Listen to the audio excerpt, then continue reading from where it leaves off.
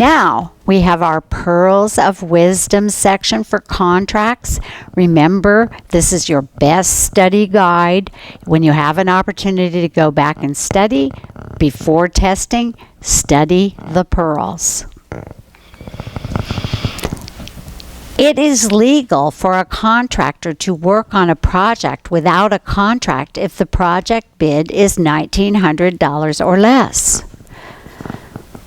Yes, this is true. Because if it's $2,000 or less, you don't have to have a contract.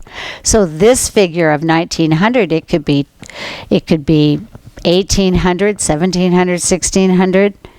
It would be legal for a contractor to work on a project without a contract if the project bid is $2,000 or less, or $1,900 or less. Next, a legally binding contract between any two parties is defined by, this is how you define a legal contract. It has offer and acceptance. That's your bid or estimate, and the acceptance is the signatures of both of you on that document, and you both have copies. Consideration. Consideration in the case of contract law means the exchange of things of value. I'm offering construction services and my customer is offering to pay me money. We must have competent parties. Both parties in the contract must have full use of their mental faculties, or the contract will be called void. Must have legal purpose. There can be nothing required by either party that causes harm or is illegal. So, a legally binding contract is defined by offer and acceptance, consideration, competent parties, and legal purpose. Next, a change order must be added to the original contract if you must perform additional work. A change order with a written reason for the change, a price, and the signatures of both you and your customer. Let's talk about a subcontract. A subcontract is a contract between a general contractor and a sub. So that's ABC General Contracting and Lansing Linoleum Company, the floor covering subcontractor. In a subcontract, the property owner is not a party to the contract. I'm the sub, I'm on the job, I have a contract with the general contractor. He holds the contract with the property owner. I do not have a contract with the property owner. They are not a party in my contract. Also, the subcontract includes both offer and acceptance. In a proper subcontract, I should have submitted a bid as the floor covering sub. I would submit my bid to the general contractor. We agree upon the price and the project. He signs the document, I sign the document, we both have copies. That is a proper subcontract. Now, if there is a breach of contract, a break in the contract, someone doesn't do what they were supposed to do, between the general contractor and the owner, I'm on the project as the floor covering sub.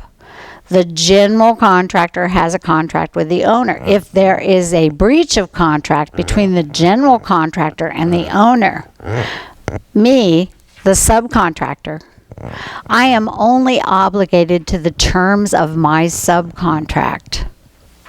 So when I'm working on the project and the general contractor has a problem with the owner about the roof, and I am the floor covering contractor and I have done all of my work, I am not responsible for the problems with the roofing. I am only obligated to the terms of my subcontract.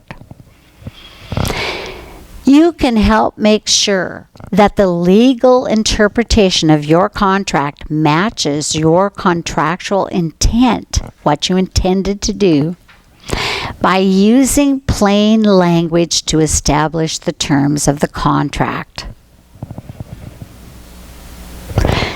Two of the most common owner's obligations, then on a contract, the obligations of both parties in the contract are spelled out. And owners have some obligations too. And two of the most common owner's obligations are ensuring that the project meets zoning specifications. Okay, most of you know the answer to this, but what are zoning specifications? Every single city and county in the state of Oregon is divided up by a zoning map. Every lot is designated on that map, and on that lot you have a designation for a certain type of zoning. It could be zoned for residential. It could be zoned for commercial. It could be zoned for industrial. The owner is obligated to make sure that whatever he is intending to build on that lot meets the zoning specifications. The number 2 thing we're listing here for an owner's obligation is ensuring progress payments as agreed in the contract. This is a very important owner's obligation for you. We want well-defined progress payment agreement.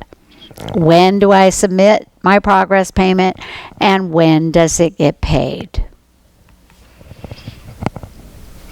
An example of a breach of contract is when a property owner refuses to pay a contractor who has successfully completed a project as it was defined in the contract. It's my opinion that this is the most common breach of contract you will encounter. You've finished your job, you've done it according to the contract, and the owner refuses to pay you. Other examples of breach of contract include one party prevents the other party from performing contract requirements. The owner goes out of town and you don't have access when you agreed that you were going to do the job, is one example of that. Or one party performs an act prohibited to the contract by the contract. This is my example of, there I am, I'm the floor covering person, and I put carpet in room 7 even though it was not on the contract. Termination of a contract is not considered a breach of contract. Almost all your contracts and the contracts that you're asked to sign and contracts that you should create have a termination provision.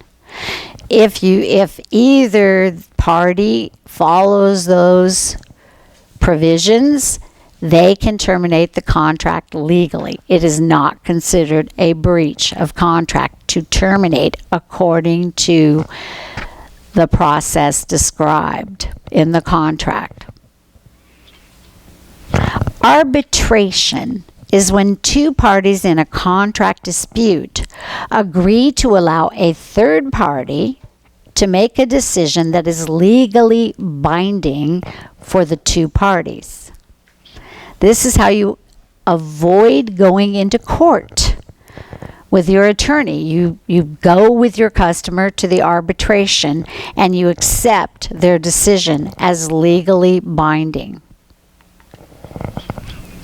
Allowances in a contract are the property owner's budget. Allowances are the budget for the property owner, for carpeting, for fixtures, for lighting, I'm going to put a new bathtub in your bathroom remodel, and you are allowed $2,000 for the tub.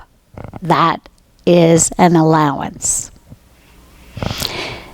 If a contractor is unsure about the meaning of contract terms or wants to add provisions, paragraphs, he should seek legal advice.